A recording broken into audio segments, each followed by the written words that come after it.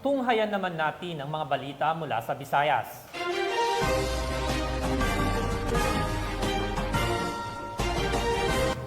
Na-recover ng 2nd Provincial Mobile Force Company ng Negros Oriental Provincial Police Office ang mga explosive device at components para sa improvised explosive device sa barangay Cabcaban, Bindoy, Negros Oriental. Ang operasyon ay bahagi ng patuloy na pagsisikap ng pambansang pulisya na tiyakin ang kaligtasan ng mga residente laban sa mga banta ng terorismo at iba pang panganib. Ang report mula kay Patrolwoman Nika Cañedo.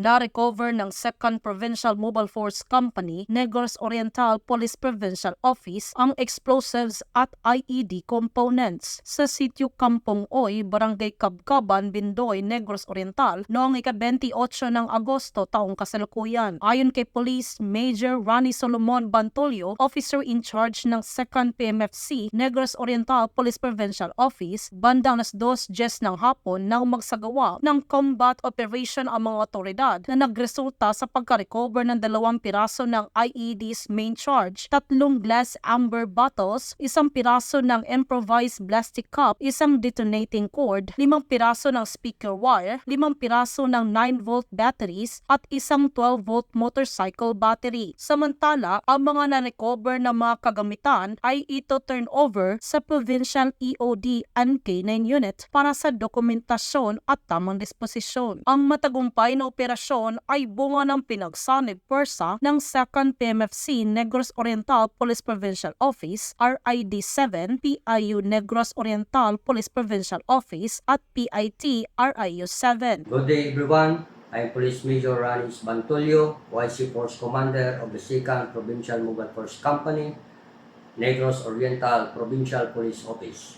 Under the focus and strong leadership of Police Colonel Ronan Rodriguez Clarbal, Provincial Director of Negros Oriental Provincial Police Office, we successfully recovered explosives or IEDs components on August 28, 2024 during a minor combat operations in the hinterland areas of Bindoy Municipality. We are deeply grateful to the community for their collaboration efforts in these operations. We hope that the community will continue to support the plans and programs of the PNP to create a safer environment for living, working, and doing business. Good day.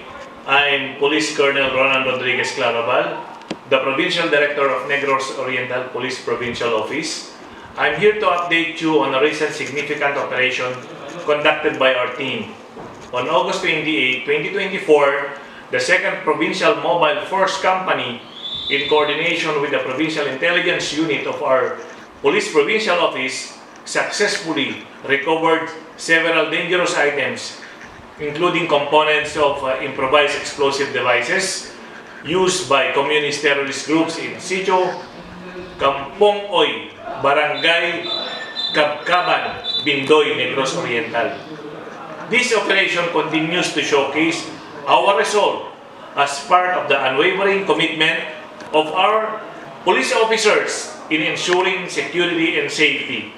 Thanks to the bravery and dedication of our personnel, we have made a significant blow to the capabilities of these groups.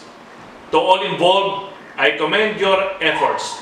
Rest assured, we will continue our relentless pursuit for peace and order. Ang 2nd PMFC ay patuloy ang pagpapaigting sa kampanya laban sa insurhensya at kriminalidad na naglalayong mahikayat na sumuko ang mga komunistang teroristang grupo sa pamalaan at mamuhay ng maayos at tahimik kasama ang kanilang mahal sa buhay. Mula dito sa Central Visayas, ako yung Police News Network Correspondent, Patrolwoman Nika Cañedo, alagad ng batas, taga-taguyod ng Balitang Pulis.